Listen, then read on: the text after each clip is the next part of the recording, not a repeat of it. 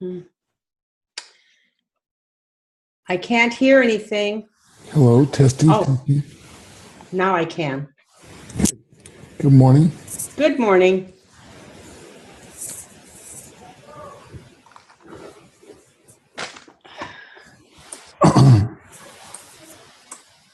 Today you will probably need a pencil and a pad. I'm going to be sharing some what I think are incredible tips, tutoring tips. You will not have Mrs. Bethany today, for she is tied up today. Her daughter came in town from Timbuktu, I believe, Timbuktu, and so we let her have the day off so she can spend a rare time with her daughter entertaining. Okay. So you're stuck with me today. So I think I'll be a marginal backup. I don't know if they sent out the email. How many did you have last week on the call? There was no meeting last week, Saturday. Oh, there was not. No, I waited, and then I got an email from Erica, my tutor buddy. Oh, okay. Well, I'm definitely going to. This one is being recorded because if there was not one last week, there will be probably minimal participation this week. And so you are my studio audience. Good. Amy and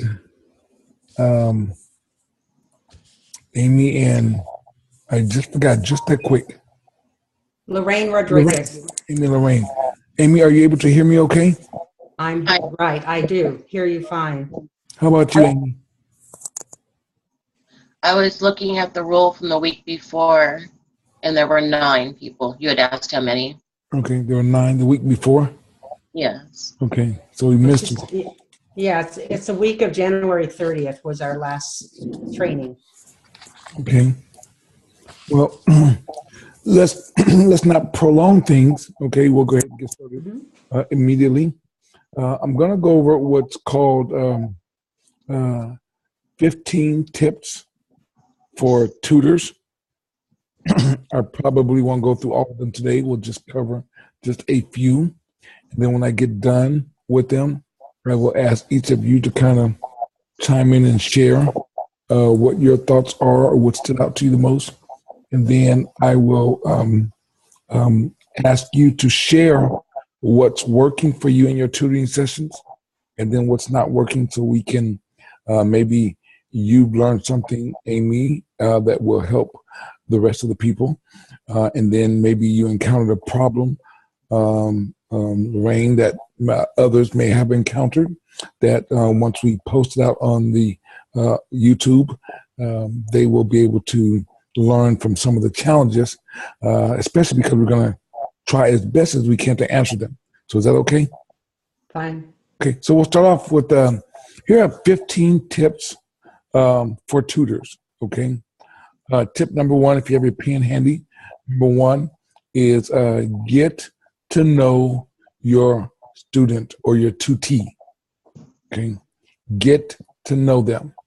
Remember our motto, these children don't care how much you know until they first know how much you care, okay? So number 1, get to know them. Relax. Enjoy yourselves while you're with them. Remember, you always want to establish a friendly, comfortable environment while at the same time remaining professional. One of the things that we want to do is we want to be their friend, but yet be professional.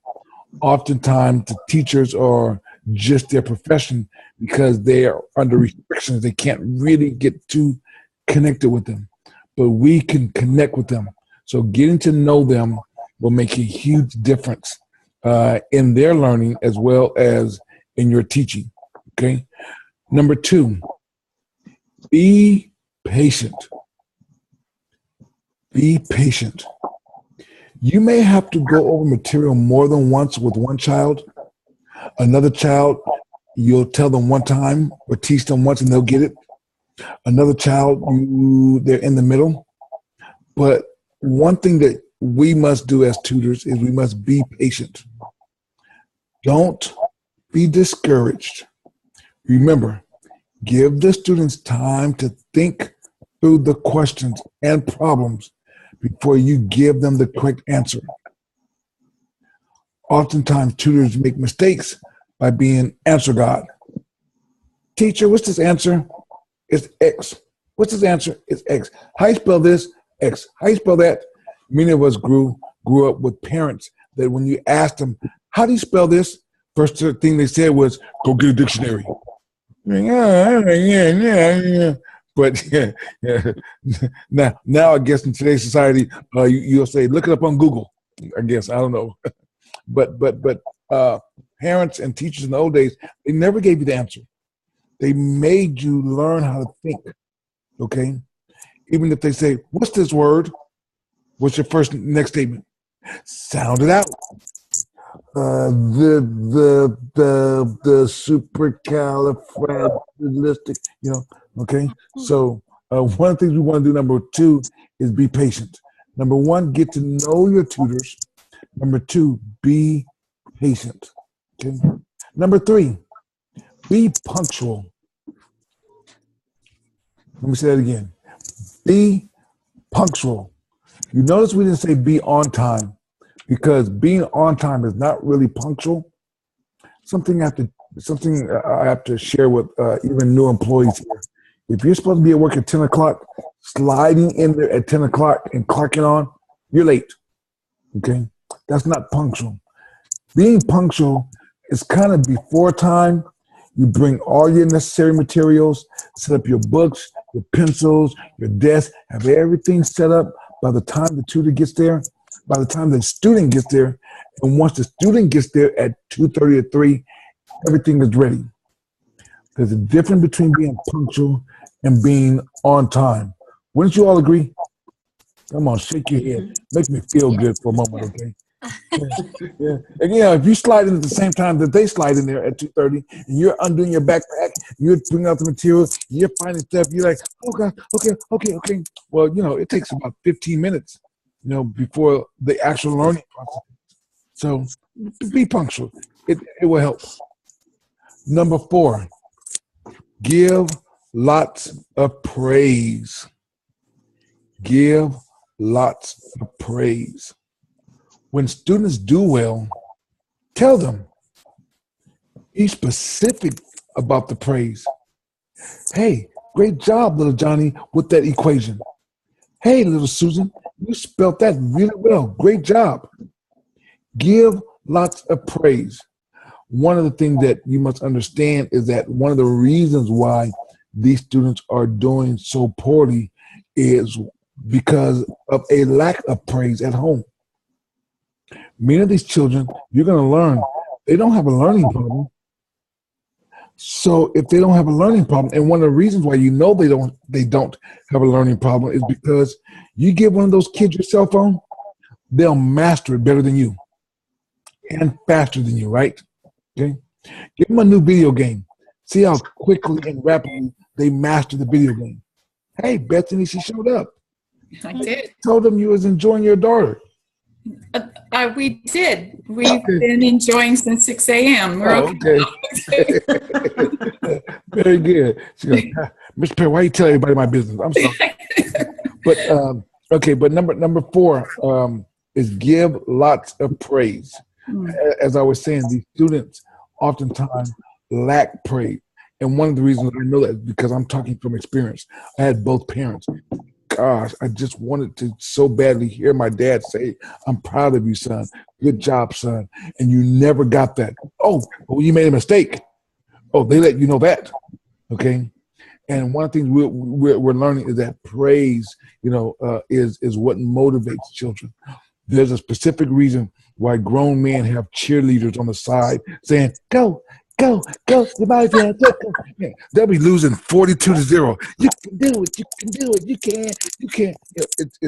It's a reason. Praise works, okay? Right? Number 5, Admit if you don't know an answer.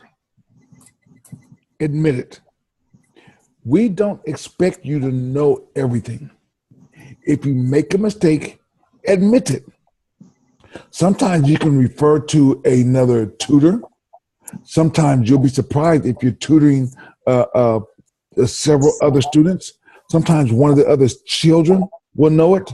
As a matter of fact, there is a huge study called cross-age tutoring, in which a tutor or a student that's in the same age group or even older oftentimes can make great tutors. One of the reasons is because they just got through covering that material, okay? And just because you don't know the answer right then, that does not mean you're dumb, stupid, or retarded, anything like that. For me, sometimes it means, man, I learned this sometimes I'll tell a child, do you know how long it's been since I've been in the 5th grade? You know what I mean? I'll start calculating. It's been 35 years since I've learned this. So, they're like, 35 years? Dang. Hey, watch it, Bucky. And so sometimes, it's okay. Well, I forgot this. And hold on, let me figure this out. And if I notice that the child next to him just did the problem, it's okay to ask the child. And see, what you're doing is one of the reasons why these children are struggling also is because these kids are afraid to ask questions. They're afraid to ask questions in class. They're afraid to say, teacher, I don't get it, because they think they're the only ones in the class who don't get it. And so the teachers always ask dumb questions. Do you guys get it? And everybody says, yeah, right? And he moves on. But half the class really don't get it because they're afraid to ask questions. And so by you admitting that you don't understand, that you forgot, and you ask another student a question, it will let them know, oh, it's okay to ask questions. Oh, it's okay. Okay. So number 5 is admit it if you don't know the answer. Number 6, listen. Give your full attention to the students. Actively listen to what they are saying. Then paraphrase what they have said. This displays your interest in the tutee's learning process. Okay? Listen, give full attention. And one of the ways that you show children that you heard them is by paraphrasing their question. So let me make sure I understand you, little Johnny. You want to know blah, blah, blah, blah, blah, blah, blah, blah, blah, blah, right? Okay. I've learned that technique when it comes to my own children too. When it comes to my own children,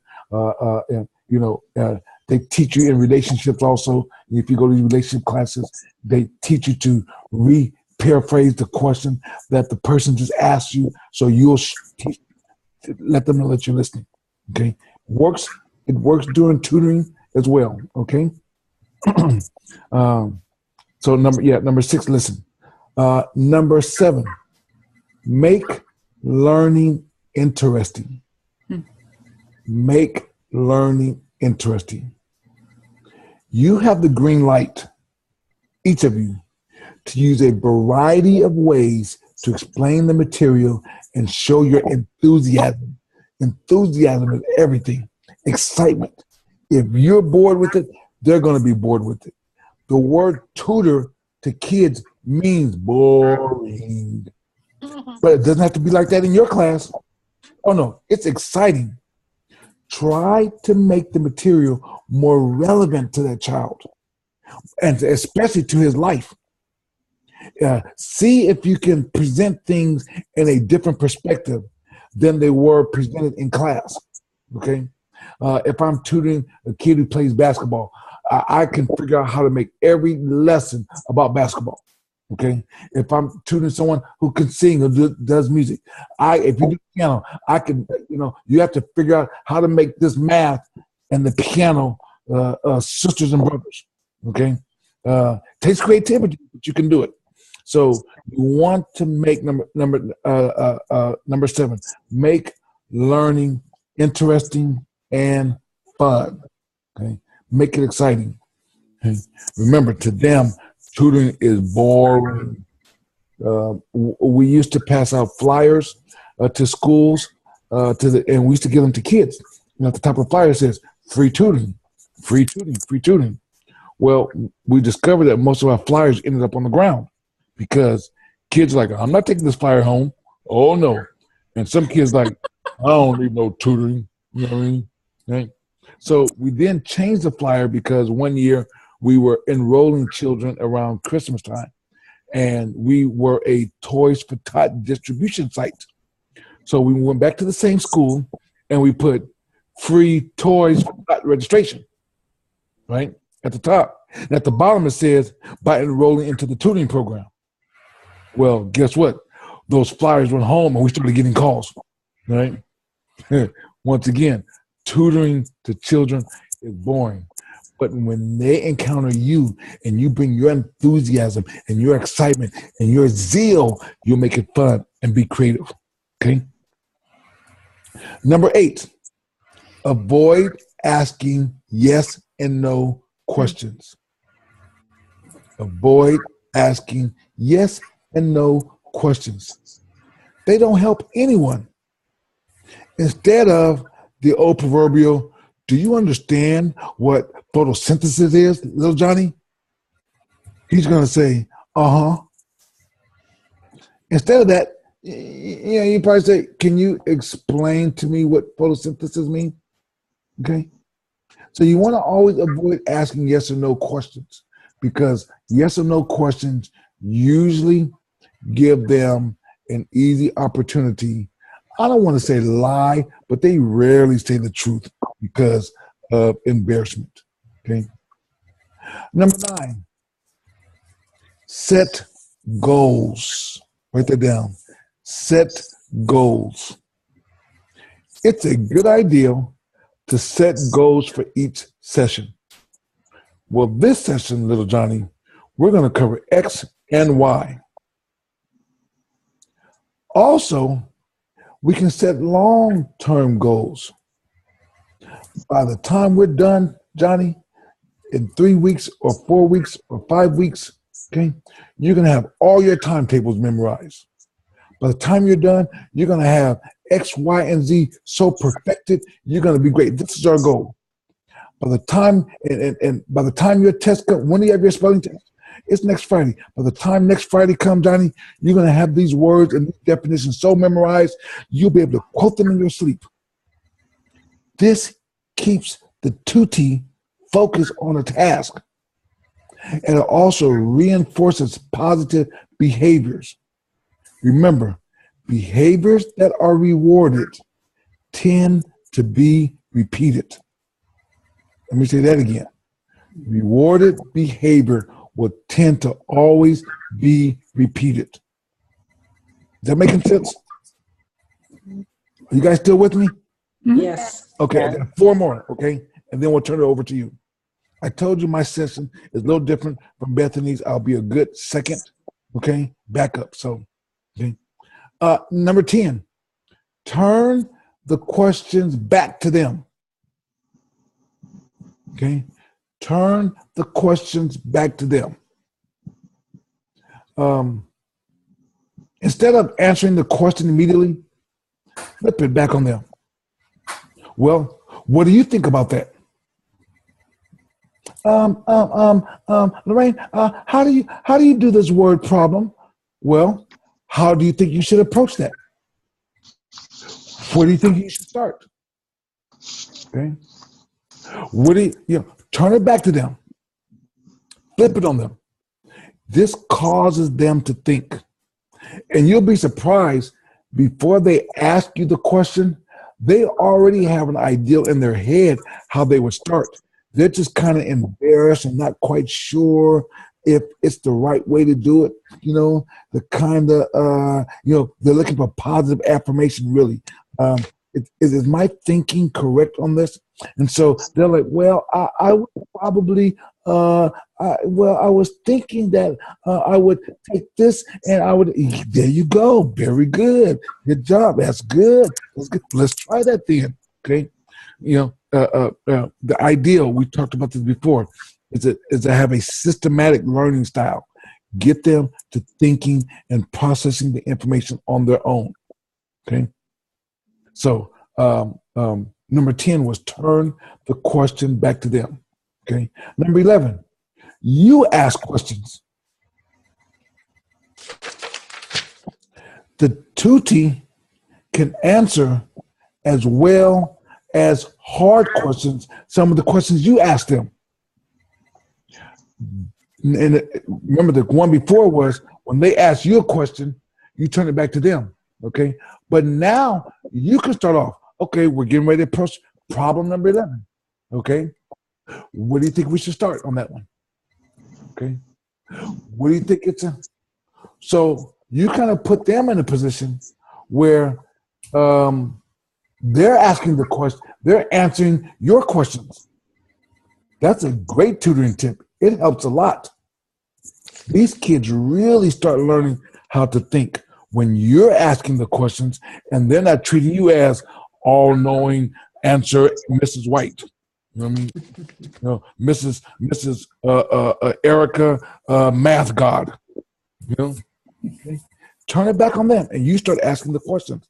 Great tutoring tip that many people use, I've used before, and it works. Okay. Number 12, display your excitement about the material. Display your excitement about the material. Oh, great. I love algebra. Man, this was my favorite subject in school. Oh my goodness, man, I used to tear this up. I used to eat this class. Oh my God, you're going to love it. Once you love this, you're going to just fall in love. You're going to be like, you're going to love this. Oh my God, you have to be excited.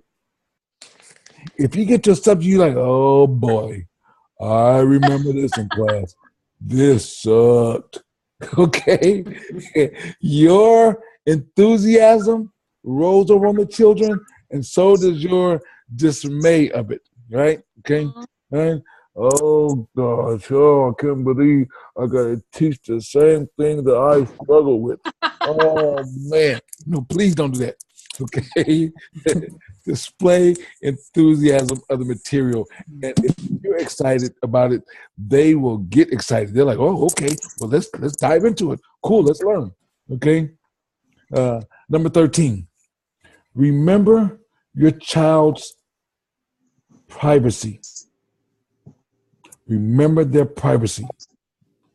Do not discuss your child's problems with other students or with other tutors unless you ask the tutor first. Remember their privacy. One of the things that we want you to do before you start the tutoring session is spend some time connecting and bonding with them. Okay? And we give you the creativity to do that. Okay, you can play a little game. I like to bring some thought-provoking questions that they can ask about their life. Okay, and you know they start off simple questions. What's your favorite candy? What's your favorite movie? What's your favorite food? And you share your favorite candy, your favorite movie, your favorite food, that kind of stuff. Each week, let's break the ice. They're called icebreakers. Let's break the ice. And what you want to do is eventually start getting to the root cause analysis of why these children are not getting it or don't even, or they've lost motivation to get it. And as you get to know them each week, they'll start to reveal things about themselves that may be of a private nature, okay, that may be personal. And what we ask you to do is when you get that information, use it, okay, to help teach them, but not share it, okay. I had one girl come in for a tutoring session one time, and she says, Uncle Jody's calling me Uncle Jody. I got. She was struggling. I got a letter from my mom today. Now, I've learned the hard way to never say, "Oh, that's good." Right? Right? To do the old famous psychology question. How do you feel about that? You know, you do know when you go see psychologists, that's all they say every time you say something. How do you feel about that, right? Okay? So I said, well, how do you feel about that? She says, well, I haven't opened it because my mom's been in jail for 2 years, and she always sends me letters saying that she's going to be getting out soon, and then she does something stupid and she never gets out, and the girl just starts shedding a tear talking about her mom. You know what I mean? In jail. Okay. Now, that was information that I needed to know because I said, well, how long have you had the letter? For 2 weeks. So here's a girl in class with a letter from her mom for 2 weeks that she hasn't opened. While all the other students are able to focus on what the teacher's doing, her mind is on this letter and her mom possibly getting out of jail or not. Okay? And so we had to talk about that for about 15 minutes before I get her focused back on her study. And so what we decided to do, I said, how about this? Did you bring the letter with you? She said, no. I said, how about this? The next time you come, you bring the letter and we'll read it together. Would you like that? Yeah, I like that. I like that. Sure. Okay. And so the next time she came, we did that. But the point is, that happened over a period of time where she felt comfortable with me to share that information with me. And that's not information I need to share with anybody else. But that was information I needed to know, because if I didn't know that, I would be like, why are you daydreaming while we're teaching, right? Come on, hey, snap at it. Come on, pay attention. Come on, girl, pay attention. And not knowing why she's, daydreaming, okay? So number 13 was remember the tutor's privacy. Okay? And I'm going to not discuss 14 and 15 because there are things that you already know. So I'll change this to 13 tutoring tips that I think you should know. And that is the end of my quick little lesson. And what I'd like for each of you to do is tell me which one or two stood out to you the most, and then you can elaborate on them. Okay? So who would like to go first? I have a quick question. Okay. I'm sorry, I came in a little late on be punctual. Can you please repeat number 1 and 2 so I can write them down? Can someone help me with that and repeat number 1 and number 2? Yes, number 1 is get to know your student. Number 2 is be patient. Number 3, Erica, is be punctual. Erica, I hope you can write fast. Number 4 is write fast because she knows. Okay. All right. Yes. Got it. Number Thanks. 1 is get to know your tutors. All right. We talked about this earlier. Relax. You want to establish a friendly, comfortable environment while remaining professional. Students. Mm-hmm. Okay. Number 2 is, yes, be patient. You may have to go over material more than once for some students, and other students will get it quickly. But be patient. Do not be discouraged when they're not getting it the first time. Okay. And number 3, be punctual. Yeah, get there before the session and get ready. Okay. Anyone else? So, what stood out to you the most? We'll start with you, Amy. Oh, I'm the lucky one, huh? Yes.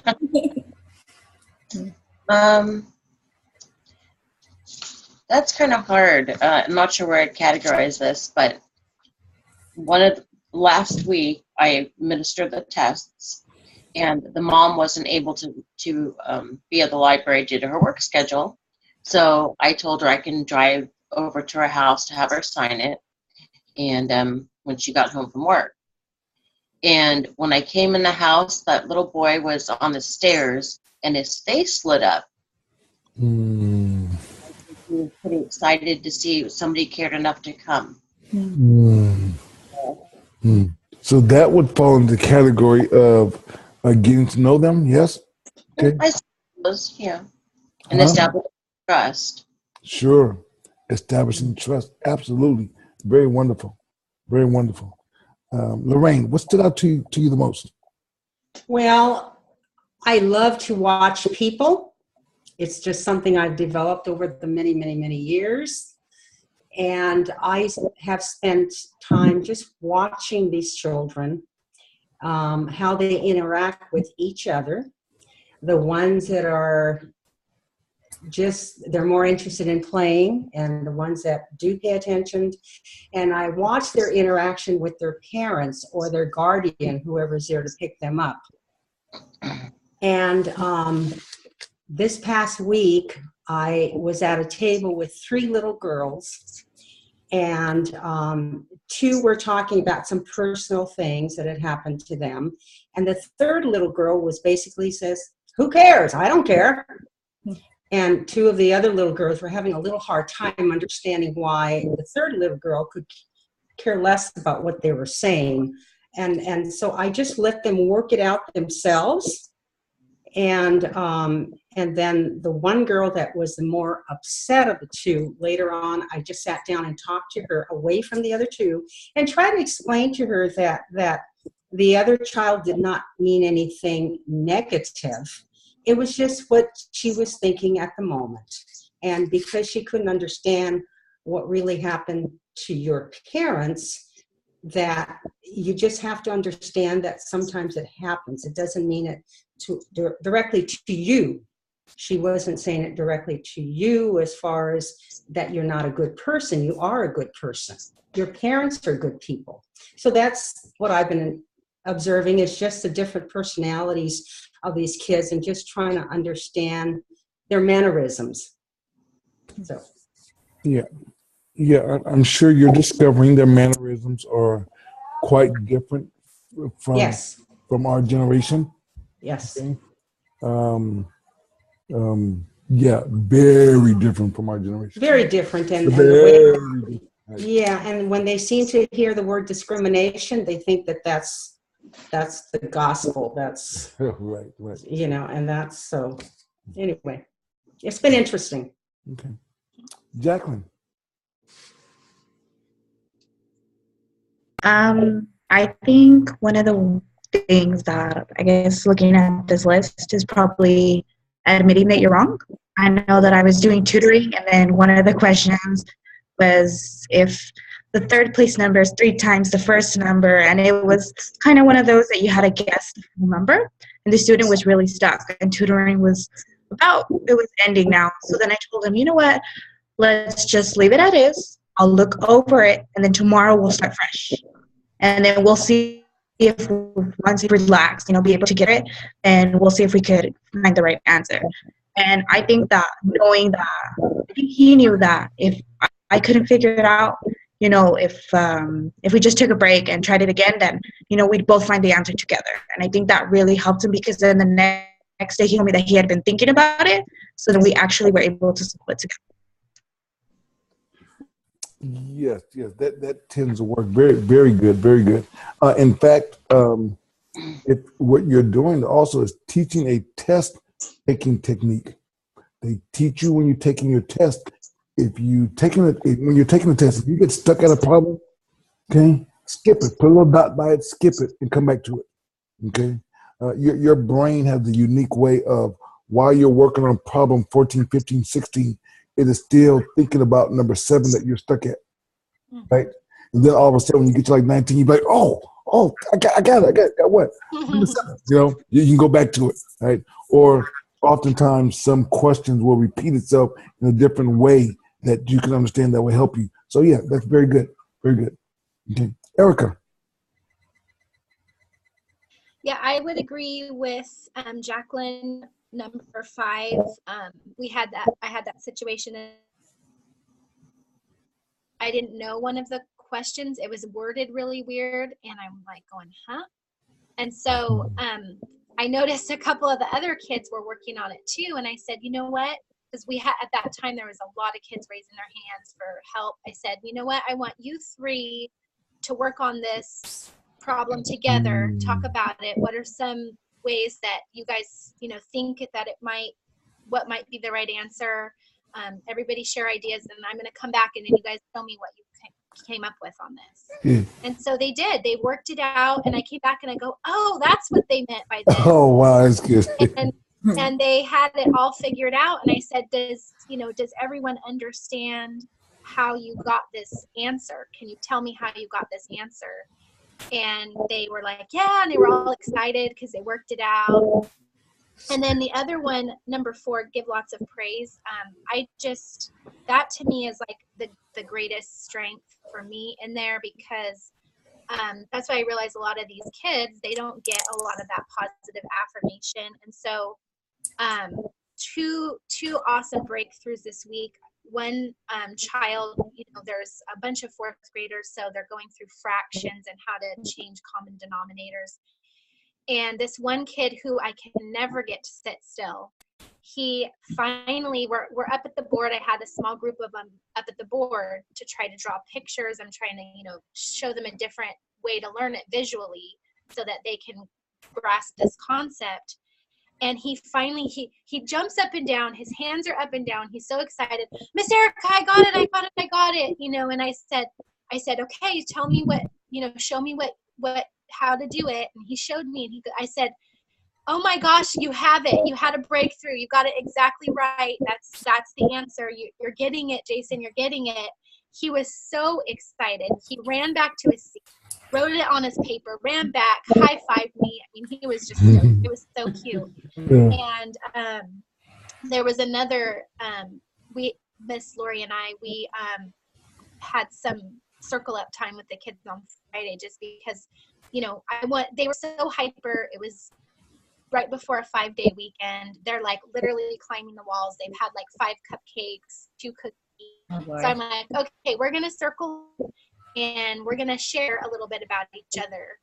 Everyone gets 1 minute, and I would time them. So it was kind of like this game. Okay, I'm going to tell as much about myself as I can in a minute, And so they're just thrilled and, trying to sit still and listen to each other.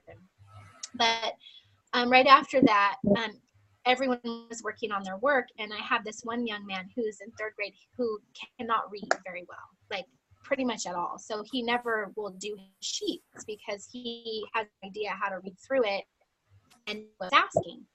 And so I've, at first I thought, man, this kid just has some behavioral problems. He just can't sit still. But really it's that he has no idea what's on the worksheet in front of him. So I said, okay, today I want to work with you on this. So I sat down and just gave him my complete attention. And I said, come on, I want you to just start from the top. You're going to read this to me, and let's read it together. And then when we get to the questions, then we'll work on it together. And so we got all through it, did all of it. This one involved using a dictionary. So we went through it, taught him how to use the dictionary. Then at the end, he found out the dictionary had sign language signs in it. He goes, oh, Miss Erica, I want to learn this. I said, you should. If you want to learn sign language, that's a very valuable thing to learn. You should really do it. He said, well, can I have a piece of paper so I can start writing this down? I said, absolutely. And so he got that. And then, after that, I was like, oh my gosh, you did it. You did it all by yourself. See, you did it. And it was like 10 minutes and you did this whole thing, and see how good you did. It wasn't even hard, was it? He said, nope. And I said, see, that's how it's supposed to be. Every day you just have your sheet and, do your work. And then that you learned something new. And he was so excited. So we go over and, by that time we're getting ready to have a little break. And he comes over and he goes, Miss Erica, I need to tell you something. I said, yeah, Ryan, what is it? And he goes, well, it's kind of a secret. And I'm preparing myself, and I'm like, oh gosh, what's he going to tell me, And he leans over and he goes, Miss Erica, I love you. Thank you so much. Oh. And he just takes off, and I'm like, oh my gosh, it's so worth it, So just a couple of simple of those praise moments with them just brings so much fulfillment. So.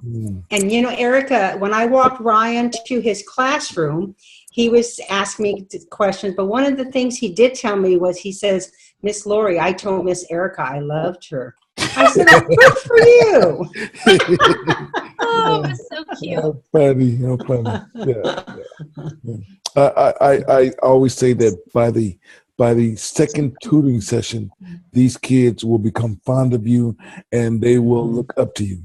It only takes 2 sessions. That's it. Okay. If you don't connect with these children by the second session, there's a problem, because these children will love you. All right. So that's very good. That's very good to hear, Erica. I'm very excited. Okay. Last, and I'll turn it over to our wonderful leader, Bethany. Welcome back once again, Bethany. You have the floor now. Okay. Okay. So one of the things that stood out to me was active listening. So can someone tell me a way that you do active listening in the classroom? An example. How about you, Amy? Well, I try to follow, like Mr. Perry was talking about earlier, instead of just saying, okay, I repeat, this is what I heard you say. Hmm. I think it's important to try to teach the kids that same skill because it'll help them in many aspects of their lives, not just school. Good. You have a comment? Erica, how about your example of active listening? Yeah, so for me, I try to give my full attention to the students when they're, eye contact, focus in with what they're saying to me. But something I've also been working with the kids is, and this is huge in our classroom because we have, like 14 kids, a lot of the kids want to speak over each other.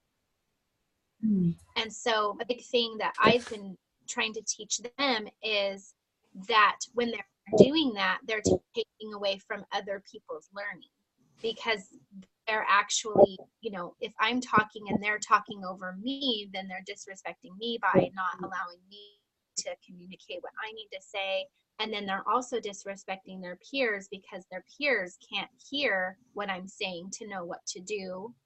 And so I'm saying, to them, you're speaking out of turn. You need to be listening. And if you're speaking when you're not supposed to, then you're disrupting.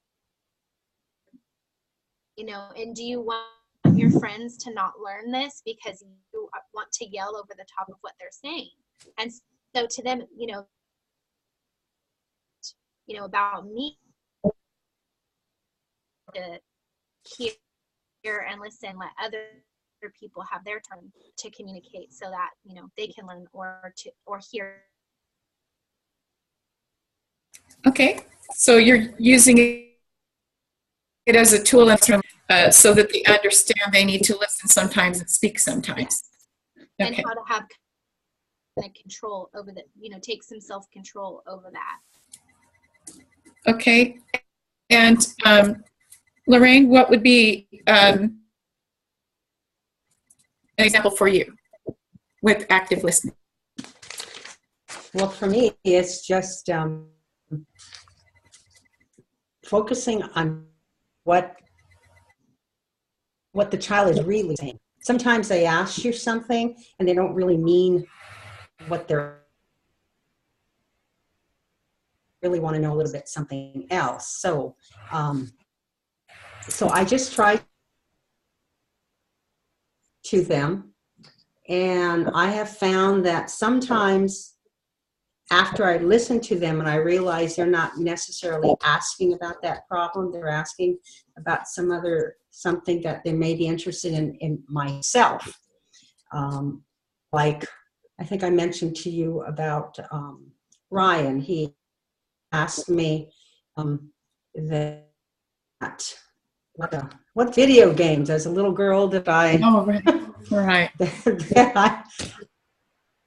and I looked at him and I said, Ryan, I said, when I was a little girl, there was no video games. And he just couldn't understand that. And he said, well, what did you do? And I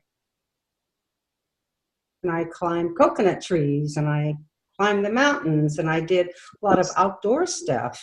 And so in just a little interaction with him, he showed his curiosity and his interest, and up until a few days before that, he was just like Erica said, he was just a little hyper at times, and it was difficult to get him to really focus. And I think just by listening to him and listening to the other kids, I'm like, there's 3 little boys. I tend to take the kids to the bathrooms and wait for them, sort of thing. And there was so active. So I started talking to them about, my father was in the Army, and we lived on base. And I said, do you know anything about being in the Army? And of course I knew they didn't. And they said no. And I said, well, you know, it's really that when their sergeant says to stand at attention, you stand at attention. Do you know what that means? I showed them how to salute. And they thought that was the greatest thing. Would say, attention. And then they would stop and salute. So little things like that. I'm trying to get down to their level of understanding, and I encourage curiosity. I mean, I've been curious since I was a little girl. I still am. So when somebody asks me questions, I have no problems in answering it at their level. So that's how I do with my active listening.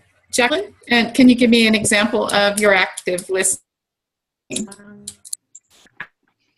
I think like sometimes one of the students ask me, oh, I'm stuck before. So then I'll ask them, did you read the directions? And they'll look at me. And I'll read the directions. So we'll see if we can solve it together. So then they'll read it. And then I'm like, do you know what that time? They'll reiterate the question. So they're just in the. So then what I do is I word the question in a different way. So then I repeat that to them. And then sometimes they'll get upset and they'll be like, that's not what the question says. And I'm like, well, think about it. If you this and this and this and that, do you think it's the same or different? And then they think about it, and then finally they put it into their own words, and that's when it finally clicks. That this is how you solve a problem. And I think that's one of the things that I found that's most valuable, especially with students. Good. So a lot more back and understand, and they may not even understand as they dialogue back and forth. They do discover their own way. Okay, good. And let's see, who else do we have? I want to make sure I'm getting, my mouse doesn't want to move. Okay. Okay, good. Okay. A lot of good back and forth between the student and yourself. And when you're doing active listening, you are teaching them not to speak over each other with the active listening. So I really like that, Erica, that you're teaching them with the active listening that there's a time to talk and a time to listen. And when they repeat back what the other person said, so as sort of a mediator between children, especially when they're having disagreements in the classroom, that kind of as a mediator, you're helping them to understand when to speak to be heard and when to listen for understanding, so that they learn that there's a back and forth. And when they repeat what you can say, can you tell me what Erica just said? Then, and they repeat it, then they can say, well, no, that's not what I meant. When I said that, because sometimes when we receive something, we don't fully receive what the person intended. And then the other person has another chance to explain a little bit more. No, well, this is what I meant when I said that. And then, you know, and so then it helps them to listen for understanding and to speak to be understood. So, and that's what we get with the active listening. So when we repeat it back, or when the child repeats it back to the other one, oh, well, I heard you say that, you know, the red, or even with yourself and the child, well, this is what I understood to say. And they will know it's not what I intended. What I intended was, just like you were saying, Jacqueline, well, this is what I meant. Well, no, that's not, you know, so back and forth like that helps them to explain and to listen for understanding. So very good on that. Very important. Let's see. Let's take setting goals. Another very important part. How do you set goals, Amy? I mean, you haven't really started yet, but if you were to have started, how do you set goals? I think it's important for the children to be active participants in the process. If we sit down and say, okay, you're going to finish this and this by X time, and we're dictating what the goals are, they're not internalizing it. So I think it's better to use guiding questions, but talk to them about it and find out what they're. Once they take control, they take an active role in their learning, they're going to be able to show you better what they know, what they don't know, and what they really want to accomplish. And in addition, by asking those guiding questions, I think there's a lot of room for self-discovery. Good. And how would you go about doing that? I would like an example. Could you give me an example? Whether it's math or mathematics or language arts, depending upon what subject they're struggling with more or what they're doing. I would say what part of reading scares you or you don't like, or what do you find boring? Mm-hmm. And let's say hypothetically the young, okay, well then how not as hard, and explaining to them. Well, I did explain to the two young men when I met them. They both didn't look very happy to be there. So I spoke with them for a few minutes and tried to kind of make everyone comfortable. And I'm getting off track. I'm sorry, but I guess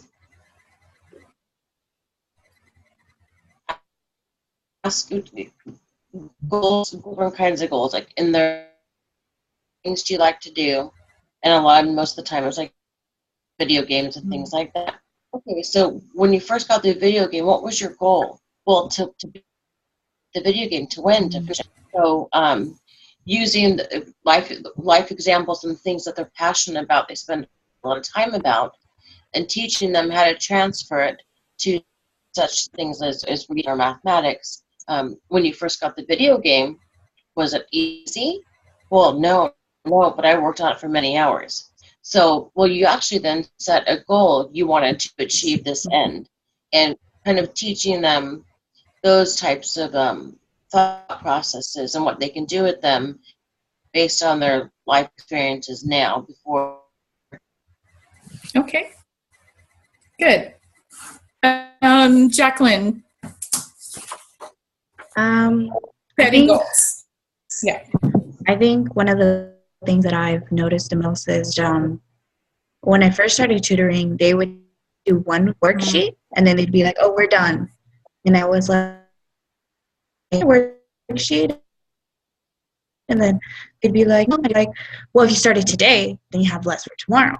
And then sometimes that'd work, and then other times they wouldn't. So what I started doing is I'd have them look at the worksheet, both sides, and I'd ask them whether they'd covered this material ever or not. And if they said yes, or they said, oh, this is easy, then I'd be like, okay, we could finish this worksheet today. And sometimes they'd be like, oh, this is really hard. I don't know what I'm doing. They'd be like, it's okay. You don't have to do more than one worksheet, and I'll work with you. And just letting them know that they decide how fast or how slow they want to go depending on the material. I think really help them feel less pressured, especially since some students, if it's easy, they'll do 2 worksheets, and if it's hard, sometimes they'll do 1 their whole time because they're learning something new and they're really struggling. And I think just letting them know that it doesn't matter, like he's not ahead of you or you're not behind him, just really helps, I think. That's good. Okay, good. And for Erica, how do you set goals? So normally, Lori and I I kind of see where the class is that day. And what I mean by that is sometimes they're more hyper or distracted than other days. So we try to make kind of one thing to do, kind of a prize, basically. Like our kids, for some reason, they like to run. We let them race down this hole and back, and they get all their energy out, and it helps them focus. So we usually set goals by talking about at the beginning of class, kind of, where everybody's day was at, and then we kind of feel it out. Sometimes we will, we'll switch things up a little bit to try to, encourage them. And what we do at the start of class is usually on the board, I'll write, depending on, where they're at that day, kind of a schedule out. From this time to this time, we're going to share and do this. And then from this to this, we're going to work on a page, and then we're going to do your homework or whatever. So we kind of set our goals that way visually. And usually we allow the kids to kind of talk about, oh, well, we really want things today. And it's like, okay, well, then in the goals, we're going to do this. And, the last 10 minutes of class, if you get all your stuff done and that, then we'll play this game today. So that's kind of how we set like our daily goals. As far as like the goals more long term, what we're starting to do is now we're starting, because we've been in the classroom for I think 3 weeks now, longer, but anyways, we're starting to get a better feel of where each child is at and what focus they really need. So we're starting to get a little bit more creative with like, the ones that are struggling with multiplication, okay, let's do some times table. The ones that are needing, more one-on-one with reading, she are kind of, okay, you work with this couple and, all whatever. And so those are kind of, sorry, I know I'm kind of all over the place, but so those are kind of how we kind of do some short term and then some long term. And we really, that's something else, Jacqueline, that we've really noticed is that, yes, a lot of the pages, sometimes they haven't covered the concept yet, or they haven't done them recently. So they're like, I don't know how to do this. So that's something we've done too, just to piggyback on what you said, is just kind of go back to, okay, this is just one page. Let's deal with this page, and just kind of get through it. On this page, don't stress. We'll work on it together. Let's get through it today. And if you get it done by the end of the day, then, usually like I'll have candy or something I can give them.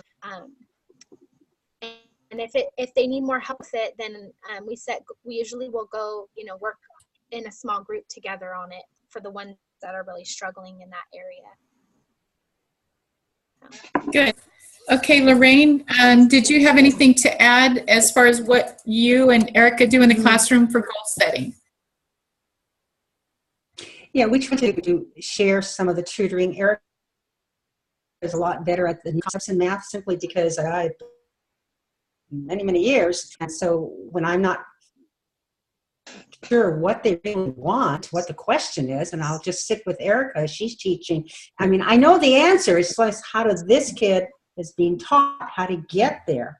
And then I've been trying to focus more to get to know the students. Like one little boy, he wears glasses. He doesn't bring it to class.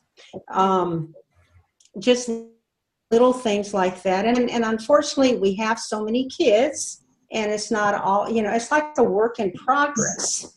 We're now getting the flavor of how to handle some of these kids, and they're getting a feel for how class should be run. So it's getting better. Good. And like I said, it's a work in progress. Good. So that's how you say is to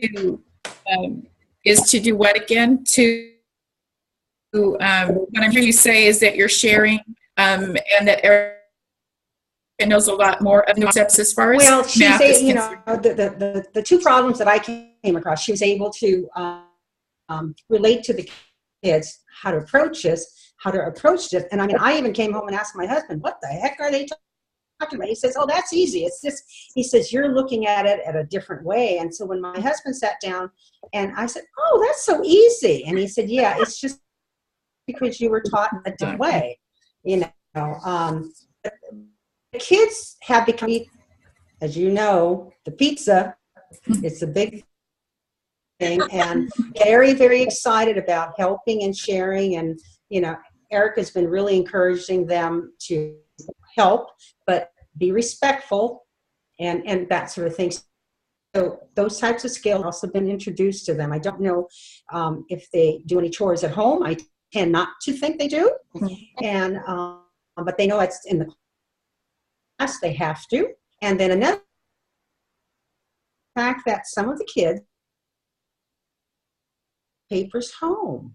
It's as though nobody's going to really look at it. And that's a feeling I get. And I mean, I've come across kids with several papers that they have done and they just don't want to take it home. Does anyone have a solution for that? You just give it to the parents when the parents get. Could do that. But how can we make the children excited about taking their work home? What does anyone have a solution for that?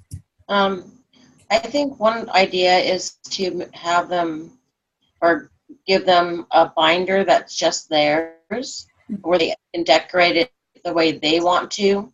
And this is their accomplishments, their learning book that they're creating for themselves. And so they take pride in it.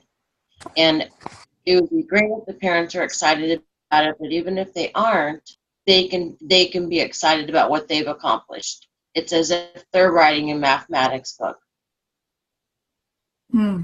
That's a great idea, Amy. You even like just a folder, you know, pocket folder that they can create, and even maybe if we put like a sticker at the top or a stamp at the top, and maybe instead of trying to send it home daily, as complete it daily, maybe we could do like for the week or for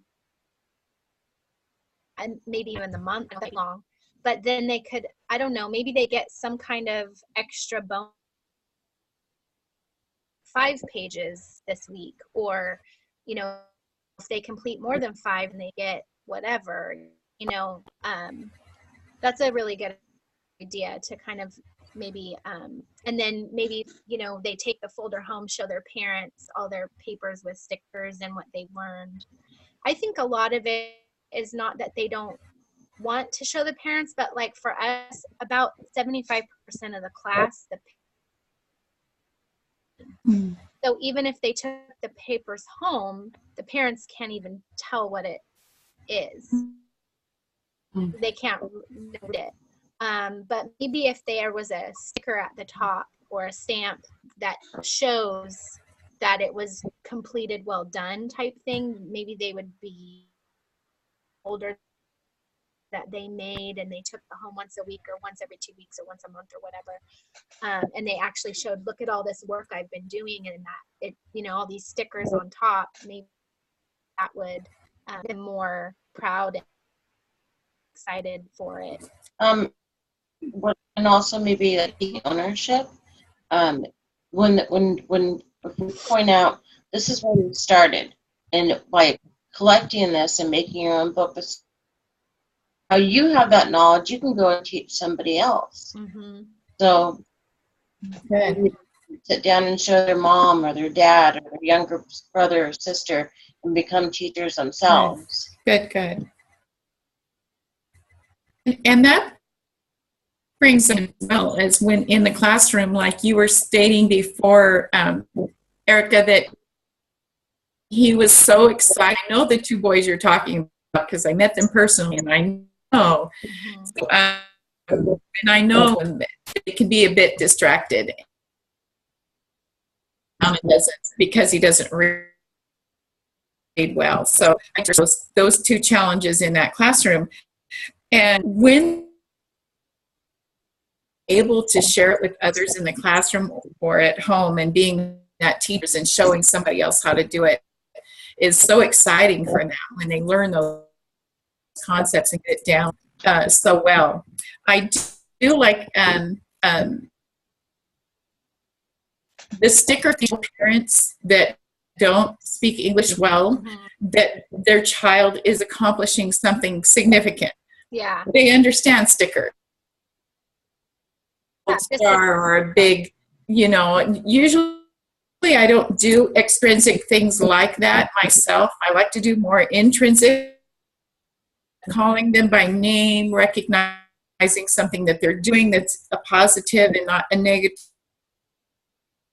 It's a lifelong thing. And so I do more of those to convey something to the parent.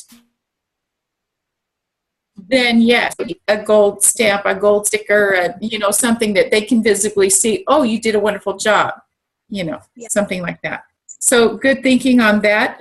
What is the general thought?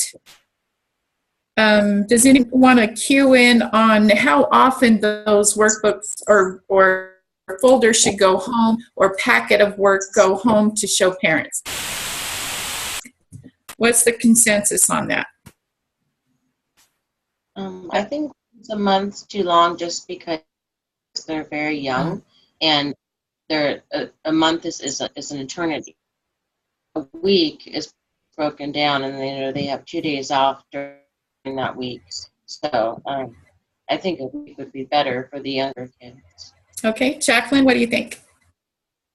Sometimes I feel that if they really feel like they got a concept on a worksheet, they want to take it home that same day. And I feel that if they're excited and they really want to show their parents, then they should go ahead and do that. But other times they don't care either way. So then what I do is I just I wait till they have 5 worksheets, and then I give it to them as a packet or whatever. And then I'm like, look at all the sheets you see, and you've learned so much, and then they get really excited about stuff that they already learned. So good. And Lorraine, what do you think? Well, I think Erica and I will have to discuss that and see what's the best for our class, because we came in the middle of things, and the packets were not all in order. But now you've made them. Now you've created. I think we need to sit down and discuss that and make sure. Okay, well, we're at 12:04, and I think that this would be a good time to wrap up.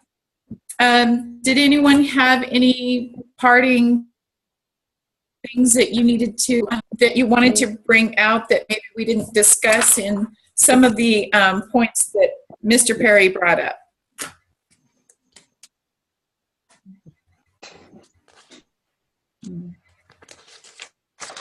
I think we're pretty punctual as teachers. We know to get there, ahead of the children and be set up. So I think that would be a good thing. And it sounds like praise is coming from each and every one of you as I've heard you speak.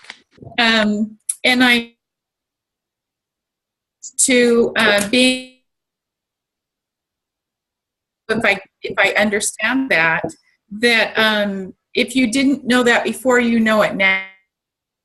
So now don't be afraid to say, I don't know how to do this, and ask for either a tutor's help or involving the other children who may know that concept.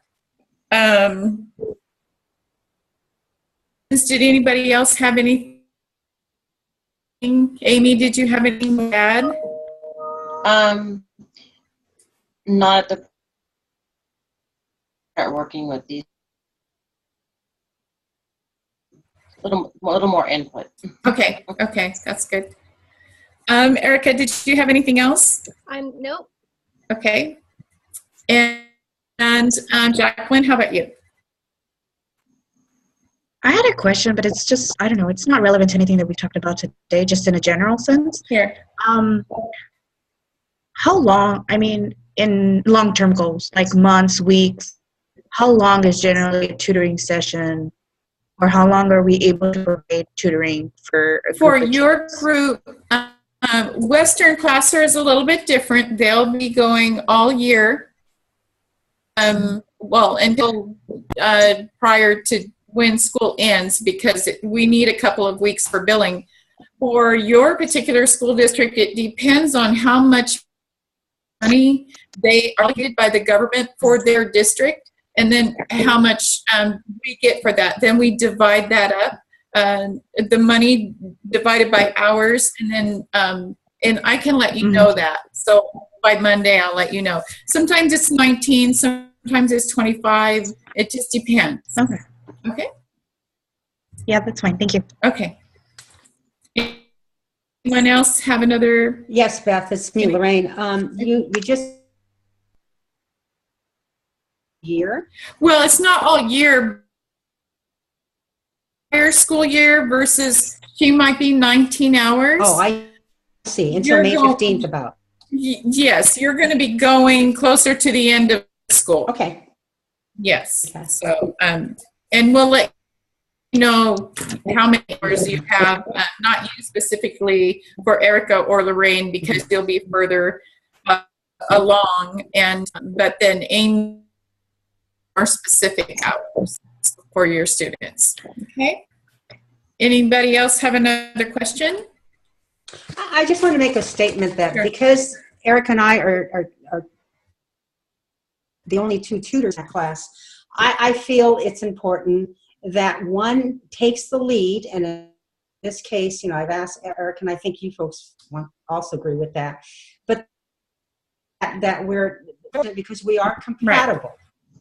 You know, I'm at an age that I don't need to be the top dog, and Erica certainly doesn't come across that way. She's very caring and she's very good, and then I have strong points in other areas, and so it's left out that, at least in my opinion, that, you know, that we're very compatible and there's a lot of give and take, and, you know, we kind of whisper to each other before each class, like if there's something we each should know or how we're going to handle it. And that, so, and I think that's, I don't know how you feel about it, but that's how I feel about it, that it's nice working with you and that we are compatible. Yeah, I think that's really important. The team approach is going well, and definitely, you know, we both have our strengths and weaknesses, and they definitely empower each other to be able to do the best that we can in there, and so Good. Good. I'm glad to hear that. Okay, ladies. Sorry, I do have one. Go ahead, Amy. As far as general bookkeeping questions, there are so many people in the office. To whom do we direct those questions, or is it per department, or because I've got a bunch of stuff here that I don't know what to do with. Okay. Or as like one person, like for example, I drove to the Greenfield to right, and those will be directed at payroll if you need the email. The weird thing is, like, one person and write down your mileage, another person told me just give yourself an hour. Even in that department, nobody, I'm getting different answers for this question. And on our and on our sheets for payroll, there's there was in our previous sheets, but now that we had created new sheets, they didn't have the miscellaneous at the bottom. Oh, I never one of those. Okay, so we will send you the one with the miscellaneous at the bottom, and that's where the miscellaneous goes. Anything that you have that's over, like if you had to, because you did.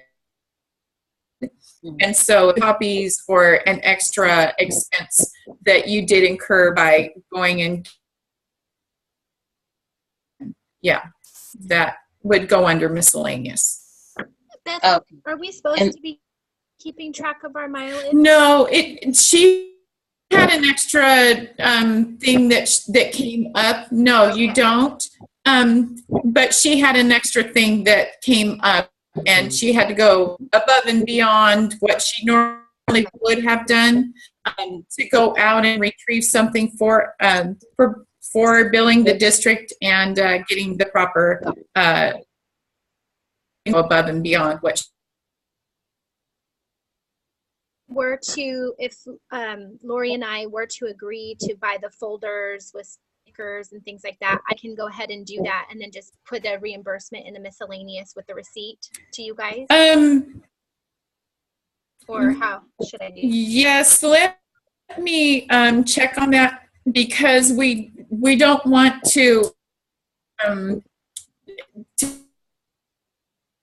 out and get some, solid gold, something, whatever. Right. So let me respond. Yeah, So maybe let me respond to you later in an email on that after I speak. Whatever it would be within reason. Gotcha. Okay. Okay, and Beth, I'm sorry, I was just wondering, what about that reimbursement of all the pizzas I've been buying? That shouldn't go on a timesheet. That should be a separate expense.